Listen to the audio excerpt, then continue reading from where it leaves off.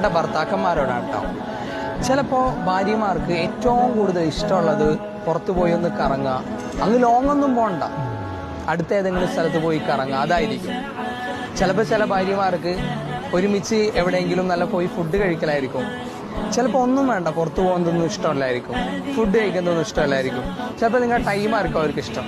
അപ്പം നമ്മുടെ ഭാര്യമാർക്ക് എന്താണോ അവർക്ക് ആവശ്യമുള്ളത് അത് ചെയ്തു കൊടുക്കുക. കാരണം എന്താണെന്നറിയോ, നമുക്ക് വേണ്ടി എന്തെല്ലാം ചെയ്യുന്നു, നമ്മുടെ വസ്ത്രം അലക്കുന്നു, നമ്മുടെ ഡ്രസ്സുകൾ തേച്ച് തരുന്നു, നമുക്ക് വേണ്ടി എല്ലാം ചെയ്തു തരുന്നു, ഭക്ഷണം ഉണ്ടാക്കി തരുന്നു, ഒക്കെ ഉണ്ടാക്കി തരുന്നു.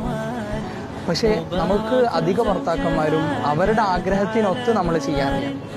അങ്ങനെ ചെയ്യുമ്പോഴാണ് നീ ഒരു യഥാർത്ഥ ഭർത്താവായി മാറുന്നത്.